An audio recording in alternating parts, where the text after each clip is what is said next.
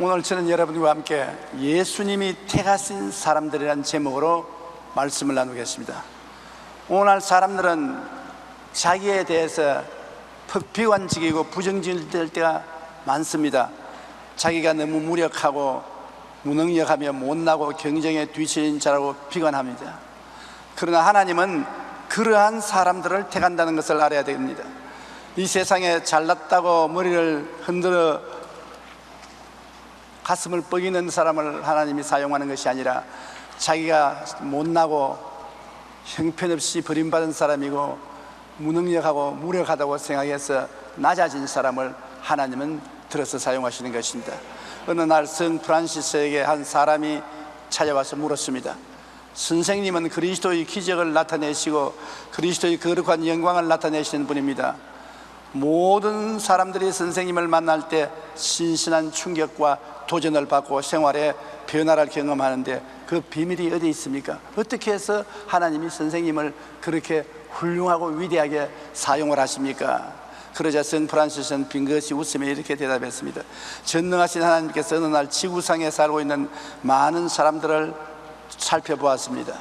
그리고 그 사람들 중에서도 가장 연약하고 가장 무지하며 미련한 사람을 찾아봤다가 성 프란시스를 찾았습니다. 하나님이 불꽃 같은 눈동자가 내게 머물고 조용하고 세미한 음성으로 내게 들려주셨습니다. 내가 너를 통해 나의 지혜로움과 나의 능력을 나타내리라. 이것이 바로 하나님의 일을 감당할 수 있는 비밀입니다. 오늘날 하나님은 자신의 무력함과 무능력을 철저히 깨닫고 낮아진 사람을 택하시고 사용하십니다. 사람들은 자기의 무력과 무능력으로 인해 자기에 대해 비관적이고 부정적이 될 때가 많습니다. 나 같은 사람이 뭘 하느냐? 난 너무나 무능하고 교육도 없고 인물도 잘나지 못하고 별 볼려는 사람인데 내가 뭘 하겠느냐? 바로 하나님은 그런 사람을 사랑하시고 택하는 것입니다. 하나님은 스스로 자랑하고 높아지고 거만한 사람을 결코 사용하지 않습니다. 그렇기 때문에 우리는 자탄하지 말아야 되는 것입니다. 우리 각 사람이 받은 처지를 성경은 살펴보라고 말합니다. 내 처지를 한번 살펴보라. 내가 육체를 따라 지혜로운 자가 되어서 하나님 나를 택했습니까? 내가 다른 사람보다 지혜가 많아서 사람들에게 박수를 받고 IQ가 높아서 칭찬을 받고 하나님이 이런 사람이 있기 때문에 택해 주셨습니까? 그렇지 않지 않아요. 가만히 자기를 생각해봐도 바보 같습니다. 저는 50년 목회를 했지만 돌이켜보면 바보 같아요. 왜 이 바보 같은 사람을 하나님이 택했을까? 이상하게 생각할 정도인 것입니다. 그러나 성경을 보면 육체를 따라 지혜로운 자가 많지 않다고 말했습니다. 하나님이 부르신 사람들 중에 육체를 따라 지혜로운 자가 많지 않다. 전혀 없는 것은 아니지만 대개 지혜 없는 사람들을 주님께서 불러서 택해 사용했다는 것입니다. 그리고 육체를 따라 능한 자가 많지 않습니다. 없다는 것은 아닙니다. 있지만은 그러나 권력의 상층부에 앉아 권세를 휘두르며 권력을 행사하는 사람, 이 세상에 유능한 사람, 일 잘하는 사람이 하나님이 사랑하고 택한다는 것이 아닌 것입니다. 무능한 사람이라도 하나님 앞에 마음을 낮추고 깨어지고 무릎을 꿇는 사람을 하나님은 사용하시는 것입니다. 그 다음 우리가 택한 사람 보면 문벌 좋은 자가 많지 않습니다. 가문이 좋고 온 사람들이 칭찬을 하는 그러한 사람을 하나님이 좋아해서 택하는 것이 아닙니다. 가문도 없고 문벌도 없고 초가상칸 쓰러져가는 시골 농부의 자녀들이라도 하나님이 그런 사람을 택하는 것입니다. 훌륭한 명성과 재물을 가진 가문에서 안 태어났다고 낙심할 필요 없습니다. 나는 쓰러져가는 판자촌에서 태어나서 교육을 잘 못 받고 별 볼이 없는 사람이라고 낙심할 필요 없습니다. 하나님은 사람이 보는 척도와 다릅니다. 하나님께서는 육체를 따라 지혜로운 자를 찾지 아니하고 육체를 따라 능력 많은 자를 찾지 아니하고 육체를 따라 문벌 좋은 자를 찾지 않습니다. 내가 보는 것은 사람과 같지 아니하니 사람은 외모를 보거니와 나 야훼는 중심을 보나니라. 외모로 아무리 화려해도 그것이 하나님을 감동시키지 않습니다. 하나님은 우리 중심을 보십니다. 우리가 아름다운 교회당을 짓고 온 교회를 벽돌로 건축하고 아름다운 지장을 해놓았다 해서 하나님이 이거 내 집 삼겠다 들어오지 않습니다. 천막을 쳐도 그곳에 있는 사람들이 진실로 하나님을 신령과 진정으로 예배하면 그 자리에 하나님 오시는 것입니다. 하나님은 형식과 의식을 좋아하지 않습니다. 하나님 앞에 나오니까 내가 화려하게 치장을 하고 옷을 입고 나가면 하나님이 나를 기쁘게 여기실 것이라. 아닙니다. 헐벗었을지라도 중심이 깨어지고 마음이 하나님 보시기에 아름다운 마음을 가지고 있으면 그런 사람을 하나님은 찾아오시는 것입니다.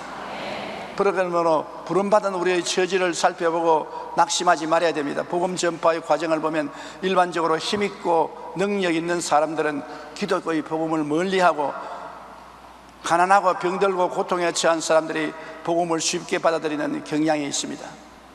저도 신학교를 졸업하고 교회를 개척할 때 무척 애를 먹은 것은 잘 사는 동리에 가서 예수를 전하면 안 받아들인다는 것입니다. 그들은 지금 현재 돈, 지위, 명예, 권세, 쾌락에 취해 있어서 그리스도를 받아들이지 않습니다. 귓등으로 녹입니다. 예수님을 진실하게 받아들이는 사람은 대개 가난하고 병들고 못나고 실직자로 빈손든 사람들이 복음을 잘 받아들입니다. 우리나라 기독교 초기 역사에서도 복음을 받아들인 사람들은 대부분 가난하고 헐벗고 힘없고 못 배운 사람들이었습니다. 그래서 외국 선교사들이 가져다 주는 구호물자 옷보따리가 교회에 오면 잔치 분위기가 되는 것입니다. 그런 날에는 교회가 완전히 축복 분위기가 되어서 성도들이 제비를 뽑아서 물건을 나누어 가고 좋아하곤 했습니다. 또한 가난하고 무식하여 못 배운 사람들이 많아서 교회는 사람들을 모아 글을 가르치고 공부를 시켜주는 성경구락부라는 것이 있었습니다. 요사이는 성경구락부가 교회에 없지만은 옛날에는 교회에 나오는 사람들의 자녀들이 너무 가난하기 때문에 대개 학교를 못 갔습니다. 그래서 성경구락부라는 것을 만들어서 그곳에서 중학교, 고등학교 과정을 가르쳤습니다. 제가 51년 전 목회를 처음 시작했을 때도 저희 교회에 나온 성도들은 대부분 가난하고 헐벗고 굶주리고 배우지 못하고 세상에서 천대받고 멸시받는 사람들이 모여서 우리 교회를 시작한 것입니다. 하나님의 부르심을 받은 성도들은 대부분 가난하고 보잘것없는 사람들로 지혜로운 자가 많지 않고 능한 자나 문벌 좋은 자가 많지 않기 때문에 내가 지혜롭지 못하고 능하지 못하고 문벌 좋지 못하다고 탄식하지 말아야 되는 것입니다. 그런 것은 하나님과 관계없습니다. 저는 천막교회 개척을 할 때 버스비가 없어서 대저동에서 서울 시내 나오는데도 걸어서 나오고 돌아갈 때도 걸어서 돌아갔습니다. 옷도 걱정할 것 없어요. 한 벌만 가지면 봄, 여름, 가을, 겨울 그대로 입습니다. 두 벌 갈아입을 옷이 없었습니다. 내복도 한 물밖에 없기 때문에 사람 다 자는 밤중에 빨래해서 빨리 말리지 사람 있는 데는 빨래도 할 수 없었습니다. 떨어진 천막에 가마니를 깔고 있었는데 그래도 내가 하나 생각할 때 무엇이든지 있으면 11조를 드렸습니다. 좌우간 누가 나에게 무엇을 주시든지 빵을 주든지 쌀을 주든지 돈을 주시든지 무엇이 주면은 그걸 떼서 11조로 하나님께 드리고 하나님께 드리지 못할 것은 가난한 사람에게 나누어 주었습니다. 원래 하나님께 드리기를 좋아했고 이웃에게 주기를 좋아하는 것이 저의 성격이었습니다. 그 결과로 오늘날 51년의 목회 생활을 돌아보면 하나님이 상상할 수 없는 축복과 은혜를 베풀어 주셨습니다. 왜? 벗은 자라야 입힐 수가 있고 빈 그릇에야 채울 수가 있는데 하나님 앞에서 자꾸 벗어버리고 자꾸 빈 그릇으로 만드니까 하나님이 점점 많이 채워주시고 그릇을 크게 할수록 더 많이 채워주신 것입니다. 저는 목회 생활을 통해 경험하고 배워서 잘합니다. 현재는 가난하고 못 배우고 세상 권력도 없지만 지금 내게 있는 것으로 하나님께 심고 이웃에게 나누고 베풀 때 하나님께서는 넘치는 복으로 채워주셔서 못 배워도 그 사람을 사용해서 크게 사용하는 것입니다. 무지해도 그 사람을 사용해서 능력 있게 사용하시는 것입니다. 돈이 없어도 그 사람을 사용해서 큰 일을 일으켜 세우시는 것입니다. 하나님이 택하신 사람들이 어디 가나 세상을 이기는 것입니다. 예수 믿는 사람이 이 세상에 이기지 못하고 말죄가 되고 형편없는 사람이 된 일이 없습니다. 빈 그릇은 하나님이 채우시고 벗은 자는 이 비에서서 반드시 예수 믿는 사람들이 어느 곳에 가는 곳마다 머리가 되고 꼴이 되지 않고 위에 있고 아래 내려가지 않고 남에게 꾸어줄 줄도 꾸지 않게 만들어 주시기를 원하시는 분이 하나님이신 것입니다. 성경에 그렇게 말하고 있지 않습니까? 내 영혼아 야훼를 송축하라. 내 속에 있는 것들아 다 그 성호를 송축하라. 내 영혼아 야훼를 송축하며 그 모든 은택을 잊지 말지어다. 제가 내 모든 죄악을 사하시며 내 모든 병을 고치시며 내 생활을 파멸에서 구속하시고 인자와 긍휼로 관을 씌우시며 좋은 것으로 내 소원을 만족해서 내 청춘으로 독수리같이 새롭게 한도다. 이것이 하나님이 원하시는 것입니다. 사랑하는 자여, 내 영혼이 잘됨같이 내가 범사에 잘됨에 강건하기를 내가 간구하노라. 도적이 오는 것이 도적질하고 죽이고 멸망시키는 것뿐이요 인자가 온 것은 양으로 생명을 얻게 하고 더 풍성히 얻게 하리 함이라. 우리 하나님을 믿고 받아들이는 사람에게 들어와서 큰 변화를 일으켜 주시는 것입니다. 성경에는 하나님께서 세상에 미련한 것을 택하여서 지혜로운 자를 이기게 한다고 말한 것입니다. 세상에 미련한 사람이라도 그 미련한 사람에게 하나님이 지혜를 보태주시면 하나님의 미련함이 세상의 지혜보다 낫습니다. 아주 미련한 사람인 줄 아는데 하는 거 보면은 똑똑한 일을 하거든요. 왜 그러냐? 하나님께 기도하고 하나님이 지혜를 주시기 때문인 것입니다. 하나님은 매일같이 우리에게 지혜를 주시기를 원하기 때문에 내가 미련하지만은 하나님께 기도하고 하나님께 지혜를 구하면 알는지 모르는 사이에 하나님이 우리에게 지혜를 주시는 것입니다. 고린도전서 1장 27절에 하나님께서 세상의 미련한 것들을 택하사 지혜 있는 자들을 부끄럽게 하려 하시고 나는 하버드 대학을 못 나왔다. 나는 예일 대학을 못 나왔다. 나는 서울대학도 못 나왔다. 고려대학도 못 나왔다. 나는 야간 고등학교밖에 못 나왔다. 그러므로 나 같은 사람 이 세상에서 별 볼 일 없는 사람이다. 천만에요. 그 사람이 하나님을 모시면 천국 대학을 나온 사람이겠습니다. 하버드 대학이나 예일 대학이나 서울 대학이나 고려 대학이 천국 대학과 맞먹을 수 있습니까? 지혜의 그런 대신 하나님이 속에 계시면 어떠한 인간의 지혜로운 사람보다도 나아질 수가 있습니다. 세상에 미련한 것들을 하나님은 택하셔서 하나님의 지혜를 주셔서 큰 일을 이루시고 사람들마다 저것은 저 사람이 한 것이 아니다. 저 사람이 믿는 하나님이 하셨다고 인정하게 만드는 것입니다. 지혜로운 사람을 축복해 주는 이건 내가 했다. 내가 지혜롭고 총명하기 때문에 내 능력과 내 능력으로 이 일을 했다 자랑할 것입니다.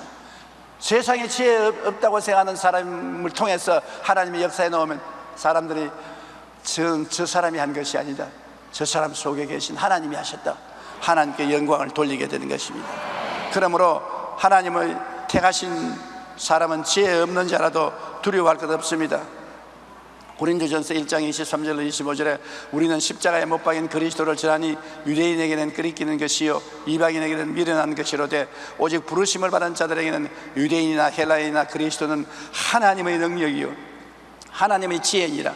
하나님의 어리석음이 사람보다 지혜롭고 하나님의 약하심이 사람보다 강하다. 이 세상에 지혜 있고 총명하던 사람 예수를 반대하고 비난하다가 죽어서 지옥에 들어앉아 불탄 곳에 괴로워할 때 이 세상에 미련하고 보잘것없어도 교회 열심히 나가고 예수 믿었는데 나중에 보니 천국에 들어서 하나님 앞에 영광스럽게 살고 있다. 누가 결과적으로 지혜로운 사람이겠습니까? 부자와 거지 나사로를 보십시오. 부자는 이 세상에서 부자뿐 아니라 관리요 권력도 있고 해서 밤낮 연락하고 살았지만은 거지 나사로는 그 대문에서 떨어진 떡 부스러기를 먹고 온몸이 흔들을 날아 개들이 같이 있으며 핥아 죽었습니다. 그러나 부자는 좋은 방에서 좋은 옷을 입고 영화롭게 살면서도 하나님을 믿지 않았습니다. 그러나 대문 밖에 있는 거지 나사로는 맨 땅 위에서 쪼그라져 살면서도 하나님을 경배하고 믿었습니다. 부자는 지혜가 없고 거지 나사로는 지혜가 있었습니다. 곧 세월이 지나가니까 부자도 죽고 나사로도 죽었는데, 부자는 음부에 들어가서 불꽃 가운데서 고통을 당하고 나사로는 낙원에서 행복하고 하나님의 큰 은총을 받게 된 것입니다. 누가 지혜로운 사람이겠습니까? 나사로가 지혜로운 사람이지요. 사람은 일의 끝을 보고 결정을 내릴 수 있는 것입니다. 지금 어렵다고 해서 끝까지 어려운 것이 아닙니다. 지금 잘 산다고 해서 끝까지 잘 사는 것이 아닙니다. 끝이 좋아야 좋은 것입니다. 끝이 나쁘면 좋지 않습니다. 하나님의 지혜는 우리를 끝까지 붙들어서 끝을 좋게 만드는 것입니다. 모든 것이 합리하여 선을 이루는 영화로움을 하나님이 허락해 주시는 것입니다. 요한일서 5장 4절에 무릇 하나님께로부터 난 자마다 세상을 이기느니라. 세상을 이기는 승리는 이것이니 우리의 믿음이니라. 우리가 하나님을 믿으면 하나님께서 우리에게 지혜를 주셔서 어떠한 괴로움과 고통이 다가와도 세상을 이기게 만드는 것입니다. 소독학의 창시자라고 부르는 조지프 리스토는 인체 수술이 시작된 19세기 수술 환자의 90%가 수술을 받으면 죽었습니다. 그때는 세균이 있는지 없는지를 몰랐습니다. 그렇기 때문에 한 사람에게 쓴 칼을 또 다른 사람이 그대로 쓰고, 그 피 묻은 칼을 또 다른 사람에게 쓰고 세균을 전달시켜서 수술을 받았다면 90%가 죽었습니다. 그런데 조지프 리스토라는 의사는 주님을 잘 믿는 사람인데, 그가 하나님께 기도하면서 하나님, 환자들이 수술만 받으면 죽는데 살리려고 한 수술이 왜 사람을 죽입니까? 그러니까 마음속에 조용한 지혜의 음성이 들립니다. 이 사람아, 칼에 세균이 붙어 있어서 병을 옮기는 수단이 된다. 칼을 소독해라. 그래서 다른 사람들이 다 비웃는데도 불구하고 조지프는 수술하기 전에 불에다가 칼을 소독시켰습니다. 활활 붙는 불에 칼을 집어넣어서 칼을 소독시키고 난 다음 수술했는데, 조지프가 수술한 사람은 80%가 다 살아났습니다. 그래서 나중에 수술을 할 때 반드시 수술 칼을 소독해야 된다는 것을 깨닫게 되고 증명을 했는데, 먼저 그것을 알려준 것은 하나님이었습니다. 하나님이 주신 지혜 덕분에 수많은 사람이 사는 것입니다. 세상의 지혜로는 도저히 해결할 수 없는 문제라도 하나님의 택하심을 받은 성도들은 하나님께 기도하여 도우심을 구할 수 있고, 하나님께서 지혜를 깨우쳐 주심으로 이를 지혜롭게 해결할 수 있는 것입니다. 여러분, 지식과 지혜는 틀립니다. 지식은 학교에서 배우면 지식을 얻어요. 그러나 공부는 못해도 문제의 해결을 잘하는 것이 지혜입니다.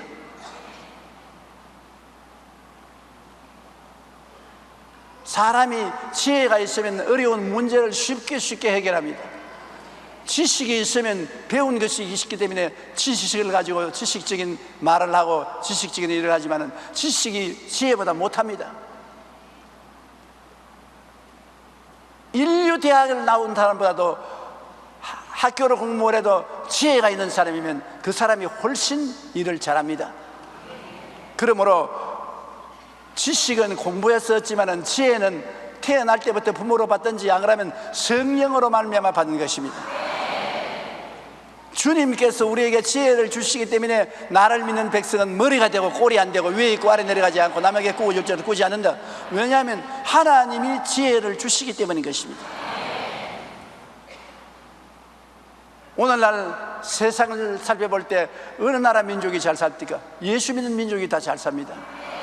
왜? 하나님의 지혜를 받아서 일을 하기 때문에 예수 믿는 민족이 잘 사는 것입니다. 열심히 교육을 시켜도 하나님을 믿지 않는 나라는 지혜가 없으니까 문제를 해결할 수 있는 능력이 없습니다. 우리는 항상 하나님의 지혜를 구하고 하나님의 지혜에 의지해서 생각하고 말하고 행동하는 생활을 하게 되시기를 주의 이름으로 축원합니다. 성경은 또 말하기를 하나님께서는 세상의 약한 자를 택해서 강한 자를 멸한다고 하는 것입니다. 약한 자를 택해 가지고서 강한 자를 멸하게 하셨다.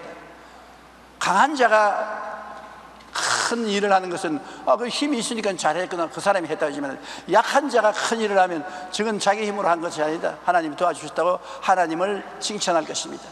그렇기 때문에 하나님은 강한 자를 쓰지 않습니다. 그러면 자기 자랑하고 교만하고, 약한 자를 사용하시면 자기 자랑을 안 합니다. 약한 자는 하나님이 하셨다, 하나님이 나를 도와주셨다, 다른 사람들도 저 사람은 하나님이 도와주셨다고 말하게 되는 것입니다. 고린도전서 1장 27절로 29절에 세상의 약한 것들을 택하사 강한 것들을 부끄럽게 하려 하시며 하나님께서 세상의 천한 것들과 멸시받는 것들과 없는 것들을 택하사 있는 것들을 폐하려 하시나니 이는 아무 육체도 하나님 앞에 자랑하지 못하게 하려 함이라. 하나님 앞에 아무 육체도 자랑 못하게 하는 것입니다. 하나님 앞에 자기 자랑하고 날 좀 보소, 날 좀 보소, 동지 섣달 꽃본 듯이 날 좀 보소 하고서 고개를 흔들어 제끼는 사람은 하나님이 침을 탁 빼앗아버립니다. 하나님은 그런 사람 절대 보지도 않습니다. 오히려 이 세상에 천한 것들과 멸시받는 것들과 없는 것들을 택하서 하나님께서 능력을 주시고 힘을 주셔서 있는 것들을 폐하려고 하는 것입니다. 그렇기 때문에 절대로 자기를 비하하지 마십시오. 나는 세상에서 천하고 멸시받고 없는 놈이니 나 같은 사람이 뭘 하겠느냐? 천만에요. 예수님을 구주로 모시고 하나님의 자녀가 되면 이 세상에 누구보다도 지혜롭고 힘 있는 사람이 된 것입니다. 우리가 골리앗과 다윗을 보십시오. 골리앗은 후척장신의 큰 장군이었습니다. 그러나 골리앗을 대적해 나오는 다윗은 초립동이었습니다. 15, 16살 정도밖에 안 되는 소년 목동이었습니다. 소년 목동인 다윗이 대장군 골리앗을 대항해서 나갈 수가 있습니까? 이스라엘의 왕 사울과 그 군대들은 골리앗만 나오면 기절초풍을 하고 다 숨었습니다. 그런데 다윗이 가슴을 펴고 나와서 뭐 저놈을 두려워하느냐? 우리가 하나님께 할례받은 백성으로서 하나님이 같이 계신데 뭘 두려워하느냐? 사무엘상 17장 45절로 47절에 다윗이 블레셋 사람에게 이르되 너는 칼과 창과 단창으로 내게 나오느니와 나는 만군의 야훼의 이름 곧 내가 모욕하는 이스라엘 군대의 하나님의 이름으로 내게 나아가노라. 오늘 야훼께서 너를 내 손에 넘기시리니 내가 너를 쳐서 내 목을 베고 블레셋 군대의 시체를 오늘 공중의 새와 땅의 들짐승에게 주어 온 땅으로 이스라엘의 하나님이 계신 줄을 알게 하겠고 또 야훼의 구원하심이 칼과 창에 있지 아니함을 인물에게 알게 하리라. 골리앗이 다윗을 찾으려고 살펴보니 안 보이거든. 굉장한 장군이 나온 줄 알고 살펴보니 안 보이니 어디 있냐 보니까 요 밑에 조그마한 애가 걸어 나오거든. 또 무장도 안 하고 반바지에 손에다가 물맷돌 들고서 지팡이 하나 들고 나옵니다. 그래서 골리앗이 야 이놈아 네가 나를 개인 줄 알고 지팡이 들고 나오느냐? 내가 오늘 너를 죽여 공중의 새와 땅에 있는 짐승의 고기를 만들어 주겠다. 다윗이 눈도 깜짝 안 했습니다. 왜냐? 다윗은 하나님을 의지했기 때문인 것입니다. 하늘과 땅을 지으시고 만유보다 크신 하나님의 능력에 의지했기 때문에 약한 다윗 플러스 강한 하나님 하니까 말할 수 없이 강한 자가 되었습니다. 다윗의 물맷돌 한 방에 골리앗이 끄꾸러져 죽은 것입니다. 사람이 약하다고 해서 얕보지 마십시오. 그 사람 속에 하나님이 계시면 약하지 않습니다.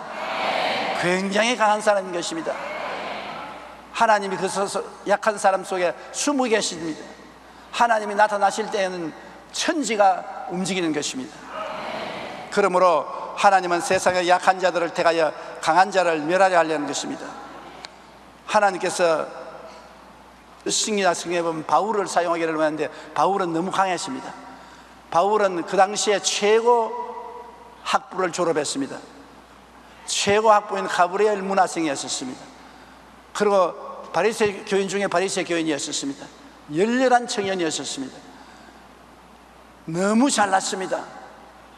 그래서 하나님은 바울을 쓰고 싶었지만 그대로는 쓸 수 없었습니다.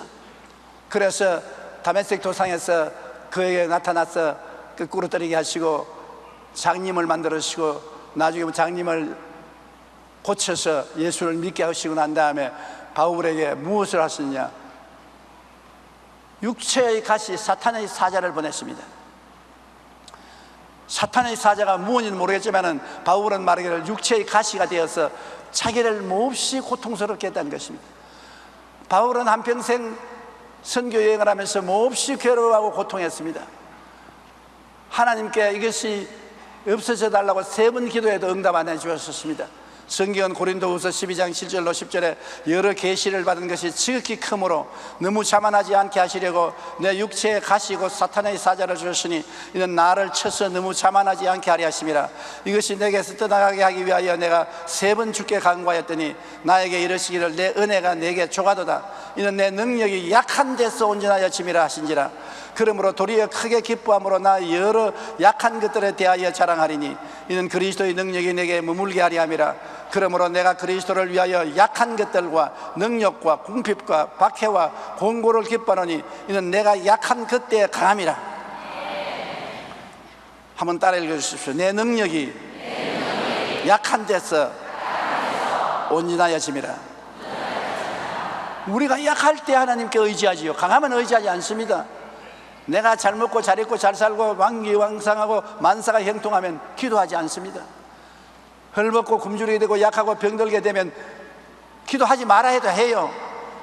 그냥 있을 수가 없으니까 아이고 하나님 나를 살려주소, 나를 도와주십시오. 기도 안 할 수가 없어요. 바울은 강단에 설 때마다 하나님께 기도했습니다. 하나님 쓰러지지 않고 설교하게 하여 주시옵소서. 여행할 때마다 기도했습니다. 하나님 병들어서 들어눕지 않고 걸어 다니게 해 주시옵소서. 말씀을 가르칠 때 기도했습니다. 하나님 기절하지 않게 정신을 올바르게 차리게 해 주시옵소서. 너무나 약했기 때문에 순간순간 하나님께 부르짖어 기도했고 하나님께서 힘이 되어 주신 것입니다. 여러분, 하나님께 부르짖어 기도해야 하나님이 우리에게 은혜를 주시는 것입니다. 기도하지 않고 의지하지 않는데 하나님이 우리에게 힘과 능력을 줄 리가 없습니다. 여러분도 여러분의 삶 속에 기도하고 하나님께 의지할 때 하나님이 같이 하시는 것입니다. 그러므로 항상 기도해야 되는 것입니다. 항상 하나님께 의지해야 되는 것입니다. 무엇이든지 내가 잘한다, 내가 할 수 있다, 나면 무엇이든지 할 수 있다고 생각하면 큰 오해인 것입니다. 나라는 것이 죽어야 하나님이 살아나는 것입니다. 내가 그리스도와 함께 십자가에 못 박였나니 이제 내가 산 것은 내가 아니요 내 안에 그리스도께서 사신 것이라고 말씀한 것입니다. 바울 선생은 하나님께서 그를 크게 치셔서 늘 약하게 만들어서 그를 사용하신 것입니다. 우리 예수 믿는 사람이 왜 담대해야 되느냐? 우리의 신분을 깨달아 알아야 되는 것입니다. 성경에는 너희는 하나님께로부터 나서 그리스도 예수 안에 있고 예수님은 하나님께로서 나서 너에게 지혜와 의로움과 구속함이 되었다고 말씀하신 것입니다. 우리가 예수를 구주로 믿는 것은 우리 힘으로 믿는 것 아닙니다. 하나님께서 부르셔서 예수님 안에 있게 만드는 것입니다. 여러분, 오늘 여의도 순복음교회 사부 예배에 나와 계시니 내가 예수를 믿고 싶어서 나왔다고 생각하면 오해입니다. 예수 부하셨습니까? 예수님의 음성을 들어본 적이 있습니까? 악수라도 한번 했습니까? 예수님 향기라도 한번 맡았습니까? 전혀 보지도 듣지도 만지지도 못한 예수를 어떻게 믿습니까? 하나님이 불러셨기 때문에 믿은 것입니다. 내가 아는지 모르는지 내 속에 하나님이 나를 불러셨습니다. 에베소 1장 4절로 5절 우리 다 같이 소리내 읽어보십시다. 곧 창세 전에 그리스도 안에서 우리를 택하사 우리로 사랑 안에서 그 앞에 거룩하고 흠이 없게 하시려고 그 기쁘신 뜻대로 우리를 예정하사 예수 그리스도로 말미암아 자기의 아들들이 되게 하셨으니. 기가 막히지 않습니까? 창세 전에 우리를 택했습니다. 하늘과 땅과 해와 달과 별들이 만들어지기 전에, 여러분이 어머니 뱃속에 생겨나기 전에 아득한 옛날에 그때 벌써 하나님은 여러분을 아시기 때문에 여러분을 택하셨다. 하나님이 조용기를 택하셨습니다. 여러분 이름을 말하고 택했다고 말하십시오. 하나님이 여러분 이름을 말하십시오. 택했다. 하나님이 택하신 자를 누가 넘어뜨릴 수가 있는 것입니까? 하나님이 택하신 자를 누가 넘어뜨리고 빼앗아갈 수가 있습니까? 여러분은 보통 사람이 아니라 하나님의 택하심을 받은 사람인 것입니다.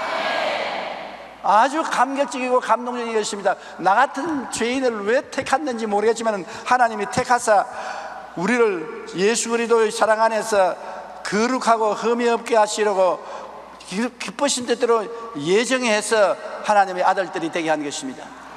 그러므로 우리 공로가 아무것도 없습니다. 우리는 어쩌다가 보니까 하나님의 부르심을 받고 택함을 입어서 하나님 백성이 되었으니 이 얼마나 놀라운 일인 것입니까? 그것이 예수 믿는 사람 형태인 것입니다. 그렇기 때문에 하나님이 24시간 여러분과 같이 계신 것은 하나님 것이기 때문에 하나님이 여러분을 하나님 포켓에 넣어서 가지고 다니는 것입니다. 여러분, 요사이 모든 사람들이 핸드폰을 가지고 다닙니다. 남자들은 포켓에 넣고 여자들은 핸드백에 넣어서 늘 필요함으로 가지고 다닙니다. 하나님은 여러분의 핸드폰을 가지고 다니듯이 여러분을 가지고 다니시는 것입니다. 하나님 포켓에 넣어서 다니는 것입니다. 제2차 세계대전이 한창일 때 영국의 큰 기선이 데스양을 건너 미국으로 가게 되었습니다. 그 배는 전쟁 중에 중대한 임무를 띠고 가는 것인데 그가 가는 뱃길에 독일의 군함들이 처치에 지키고 있었습니다. 큰 위험이 따랐습니다. 영국 기선은 출발하기 전에 위에서 오는 지시를 기다렸습니다. 상부에서 무조건 앞으로만 갈 것이라고 말했습니다. 문제가 생길 때는 무전으로 연락하고 지시를 받지 절대로 선장 마음대로 앞으로 가든지 뒤로 가든지 하지 말라는 명령이 떨어졌습니다. 영국 기선은 미국을 향해 대서양을 가로지르기 시작했는데 며칠 뒤에 적군의 함대가 가까이 있는 것을 발견하고 즉시 무전을 쳤습니다. 적군이 가까이 있으면 어떻게 할까요? 그런 대답이 왔습니다. 두려워하지 말고 무조건 하고 항해를 계속하라. 항해사들은 얼굴에 땀을 뻘뻘 흘렸습니다. 그러다 명령이 떨어졌으니까 불안하지만 계속해서 미국으로 향해 갔었습니다. 후사일생으로 미국 항구에 도착하자마자 선장이 갑판에 올라와서 땀을 닦고 휴 하고 숨을 내쉬니까 자기 옆에 뭐가 시커먼 게 쑥 올라옵니다. 깜짝 놀라보니까 영국의 잠수함이 늘 곁에 따라왔어요. 기선이 오는데 잠수함이 곁에 붙어서 바짝 물속에서 따라왔기 때문에 상부에서는 염려하지 말고 나가라는 이유가 거기에 있었습니다. 그러나 선장은 그 잠수함을 못 봤습니다. 늘 두려워하면서 벌벌 떨며 왔지만은 태서양 내내 잠수함은 그 기선 옆에 물속에서 따라온 것입니다. 여러분, 하나님은 여러분이 안 보이지만 여러분 뒤에 숨어서 늘 따라오는 것입니다. 내가 겨우 이 시련과 환난을 이겼다. 이 땀을 닦으면 하나님이 웃으십니다. 내가 따라오면서 도와주었다. 내가 아니었으면 네가 이겼겠느냐. 볼지어다 내가 항상 너와 함께 있나니라고 말하는 것입니다. 하나님이 여러분을 떠나지 않습니다. 내가 너를 떠나지 아니하고 너를 버리지 않겠다고 말씀하신 것입니다. 두려워 말라, 나는 내 하나님이요 놀라지 말라, 내가 너와 같이 있다고 말하는 것입니다. 내가 너를 붙들어 주리라, 내 여러분 오른손으로 너를 붙들리라고 말하고 있는 것입니다. 그렇기 때문에 우리는 보통 사람이 아닌 것을 알아야 되는 것입니다. 우리는 하나님께로 나서 예수님 안에 있는 것입니다. 예수님 안에 있습니다. 예수님 포켓도 안에, 예수님의 손 안에, 예수님의 품 안에 있는 것입니다. 그러니 여러분 보통 사람이 아니지 않아요. 그러므로 예수 믿는 사람을 얕잡아 볼 수가 없는 이유가 거기에 있는 것입니다. 그리고 하나님은 예수님을 보내셔서 우리에게 지혜가 되게 했다고 말하는 것입니다. 하나님은 지혜 없는 우리들이 이 세상에 지혜롭게 살게 하기 위해서 예수님을 보내셔서 우리의 지혜가 되게 하셨다. 예수님은 누구시냐? 나의 지혜인 것입니다. 나는 지혜가 없으나 예수 그리스도의 이름을 부르고 의지할 때 예수님은 나의 지혜가 되시는 것입니다. 골로새 2장 2절로 3절에 이런 그들로 마음의 위안을 받고 사랑 안에서 연합하여 확실한 이해의 모든 풍성함과 하나님의 비밀인 그리스도를 깨닫게 하려 함이니 그 안에는 지혜와 지식의 모든 보화가 감추어지느니라. 예수님 안에는 온 우주의 지혜와 지식이 가득 차 있는 것입니다. 그 예수님이 우리에게 지혜로 주신 것입니다. 오늘 여러분 다 지혜로운 분인 것입니다. 여러분 스스로 지혜 있는 것이 아니라 여러분 속에 지혜인 예수님이 와 계시기 때문인 것입니다. 따라 말씀하시죠. 예수님은 나에게 지혜가 되셨다. 에베소 1장 8절에 이는 그가 모든 지혜와 총명을 우리에게 넘치게 하신다고 말씀하신 것입니다.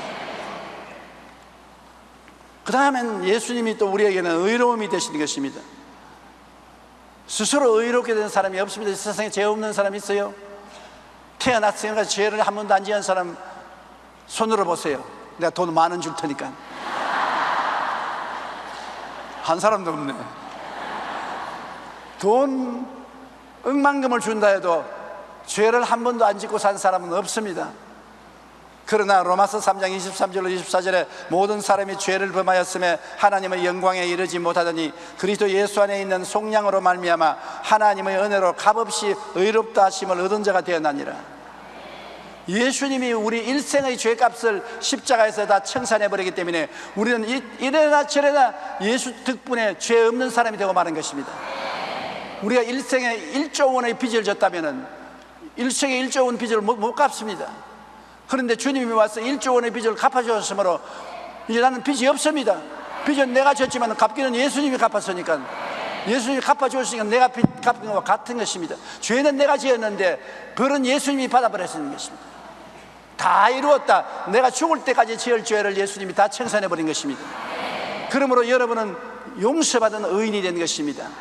따라 말씀해서 나는 용서받은 의인입니다. 행위로 의인이 된 것이 아닙니다. 용서받은 의인인 것입니다. 그러므로 용서받은 의인이 되었으므로 의인처럼 살아야 되는 것입니다.